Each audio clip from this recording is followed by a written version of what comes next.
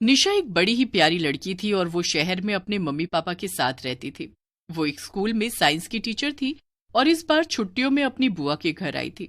छुट्टियां बस खत्म ही होने वाली थी और अब निशा के वापस जाने का वक्त हो गया था। कितने दिनों बाद तुम घर आई हो निशा, इस बार कम से कम 1 महीने रुको ना। अरे नहीं नहीं बुआ जी, छुट्टियां बस हफ्ते भर की थी, लेकिन आप फिक्र मत करिए, अगली बार मैं इससे भी ज्यादा दिन के लिए आऊंगी। निशा की बुआ का एक बेटा था जो कि निशा से बड़ा था। उसका नाम था हरी। चलो निशा, तुम्हारी ट्रेन का वक्त हो गया है। क्या ट्रेन? पर निशा तुम आई तो बस से थी ना? हाँ बुआ जी, पर वापस जाने का टिकट नहीं मिला, इसीलिए ट्रेन से जा रही हूँ। ये बात सुनकर निशा की बुआ कुछ घबरा गई। उन्होंने हरी को इशारे से कोने में बुलाया। अरे हरी, तूने उसे रोका क्यों नहीं? अगर बस का टिकट नहीं था तो उसे कुछ दिन और रोक लेता। तुझे पता नहीं है क्या कि ट्रेन से जाने में कितना खतरा है? रात का समय हो गया है, अगर कहीं वो भूतिया ट्रेन आ गई तो। माँ, मैंने बहुत समझाया निशा को, मगर वो मानी ही नहीं। चलो अब जो हुआ सो हुआ, तू उसे जरा ध्यान से उसकी ही ट्रेन में बिठा कर आना। देख, जब तक वो अपनी ट्रेन में ना बैठ जाए तब तक वापस मत आना। हरी अपनी माँ की बात मानकर निशा को स्टेशन ले जाता है। स्टेशन पहुंचकर निशा और हरी ट्रेन का इंतजार करने लगते हैं। अरे, यहाँ तो हमारे सिवा लोग ही नहीं दिखाई दे रहे, ऐसा क्यों? सब लोग ज्यादातर बस से आते जाते हैं और खासकर रात में तो यहाँ कोई भी नहीं आता है। क्यों? ऐसा क्यों? ऐसा क्या है यहाँ जो लोग रात को आते ही नहीं है? शहर में तो रात भर स्टेशन पर भीड़ बनी रहती है। लेकिन एक भूतिया ट्रेन की वजह से लोगों ने रात को यहाँ आना बंद कर दिया है। वो अक्सर रात को यहाँ से निकलती है और जो भी उसमें गलती से भी चढ़ जाता है वो कभी वापस नहीं आता है। क्या? कैसी बातें कर रहे हो तुम हरी? ऐसा कुछ नहीं होता है। तुम ऐसे हंसो मत निशा, ये कहानी नहीं है बल्कि एकदम सच है। गांव के कई लोग इस भूतिया ट्रेन का शिकार हुए हैं और कितने सारे लोगों ने तो अपनी जान तक गंवाई है। देखो हरी, मैं साइंस की टीचर हूँ और तुम चाहते हो कि मैं ये कहानी मान लूं? हाँ? क्या तुम भी? कुछ लोगों ने एक झूठी सच्ची कहानी बनाकर तुम्हें सुनाई और तुम सबने मान भी ली। अरे निशा, ये सच है।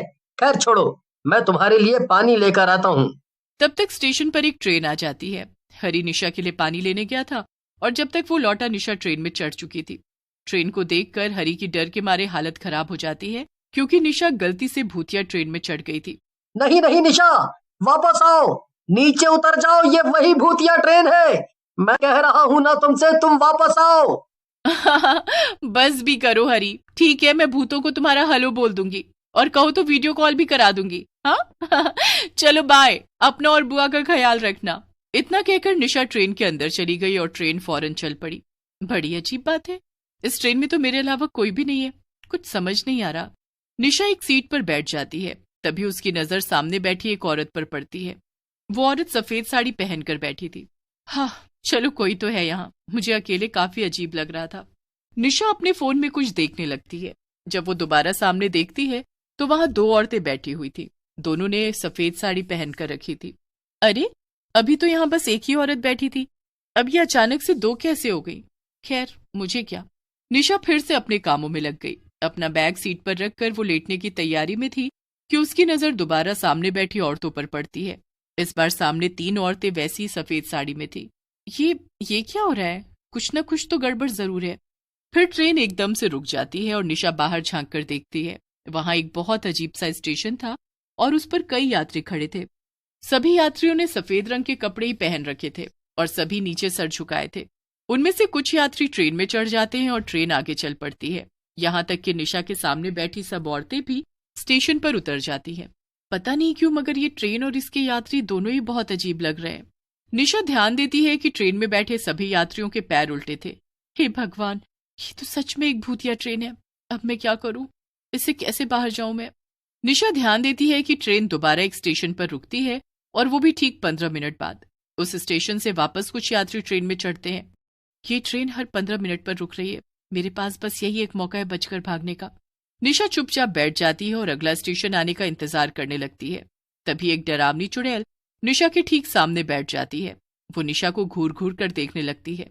हे भगवान, अब मैं क्या करूं? ये तो मुझे ही घूर रही है। मैं कैसे निकलूं अब इस ट्रेन से बाहर? निशा काफी देर तक वहीं बैठी रहती है, क्योंकि बाहर जाने के लिए उसे कोई तरीका समझ में नहीं आता। तभी उसमें से एक भूत हवा में उड़ने लगता है और बाकी भूत भी अजीब तरह से हिलने लगते हैं। निशा को अब बहुत डर लग रहा था। निशा जोर से चिल्लाती है, बचाओ। तभी ट्रेन फिर से एक स्टेशन पर रुकती है। निशा बाहर देखती है तो हैरान हो जाती है।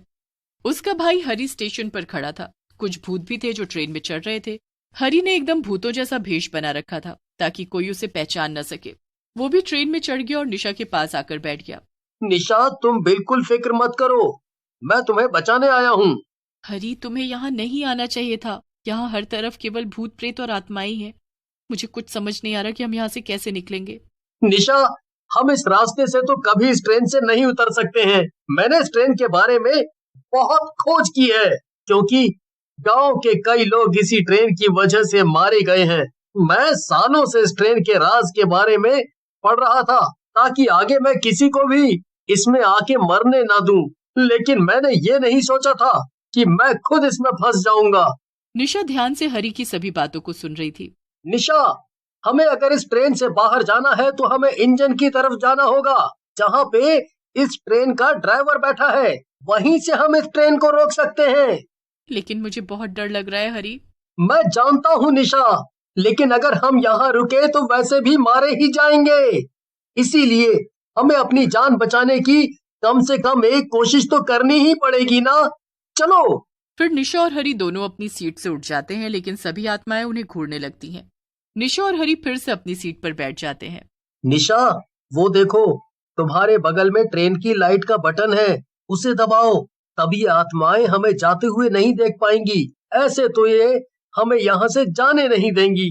निशा बटन दबा देती है और पूरी ट्रेन में अंधेरा छा जाता है। फिर निशा और हरी धीरे धीरे आगे बढ़ते हैं। निशा आगे जाती है और वो उस डब्बे का दरवाजा खोलने की कोशिश करती है। हरी, ये दरवाजा तो खुल ही नहीं रहा है। हरी जोर से दरवाजे को धक्का मारता है और दरवाजा खुल जाता है। अंदर दो ड्राइवर भूत बैठे हुए थे जो कि ट्रेन को चला रहे थे। वो निशा और हरी को गुस्से से घूरते हैं और उन्हें मारने के लिए दौड़ पड़ते हैं। हरी जोर से चिल्लाता है, निशा, मैं इनसे निपट रहा हूँ, तुम जाओ, जल्दी से जाओ और जाके ट्रेन को रोको। लेकिन हरी, मैं तुम्हें अकेले कैसे छोड़ दूं? इतना वक्त नहीं है निशा, जाओ, जल्दी जाओ। दोनों भूत हरी पर हमला कर देते हैं, लेकिन निशा जल्दी से वहां से बचकर भागती है। वो सीधा ड्राइवर की सीट के पास जाती है, लेकिन उसे वहां कुछ भी समझ में नहीं आता है। वहीं दूसरी तरफ हरी किसी तरह उन भूतों से लड़ रहा था और खुद को बचा रहा था। हरी, मुझे यहाँ कुछ भी समझ में नहीं आ रहा है, मैं क्या करूँ? ज्यादा कुछ मत सोचो निशा, बस वहाँ एक लाल कलर का बटन होगा, उसे दबाओ, ट्रेन अपने आप रुक जाएगी। निशा जल्दी से वो बटन दबा देती है और ट्रेन की सीटी बज जाती है। ट्रेन की रफ्तार धीमी होने लगती है और ट्रेन थोड़ी देर में रुक जाती है। चलो हरी, ट्रेन रुक गई है, जल्दी करो, चलो यहाँ से। निशा, मैं कोशिश कर रहा हूँ, लेकिन इन भूतों ने मुझे पकड़ रखा है। मैं क्या करूँ? तुम मेरा इंतजार मत करो, तुम जल्दी भागो यहाँ से। नहीं हरी, मैं तुम्हें यहाँ अकेला छोड़कर बिल्कुल नहीं जाऊंगी। निशा देखती है कि ड्राइवर की सीट के पास एक टूल बॉक्स रखा हुआ था। वो उस टूल बॉक्स को उठाकर भूतों के सर पर मारती है और भूत हरी को छोड़ देते हैं। हरी और निशा जल्दी से ट्रेन से कूद जाते हैं। भागो हरी, जल्दी भागो। नहीं निशा, अब डरने की कोई बात नहीं है। क्या मतलब? निशा, ये भूत इस ट्रेन से बाहर नहीं आ सकते हैं। इनकी आत्मा इसी ट्रेन में कैद है। अब बाहर हम एकदम सुरक्षित हैं। निशा और हरी ट्रेन से बाहर निकलकर चैन की सांस लेते हैं। फिर वो अपने घर वापस चले जाते हैं और सबको भूतिया ट्रेन के बारे में बताते हैं। लोगों का मानना था कि वो ट्रेन अक्सर उस स्टेशन से गुजरती थी, लेकिन उस दिन के बाद से कोई भी उस स्टेशन के आसपास भी नहीं गया।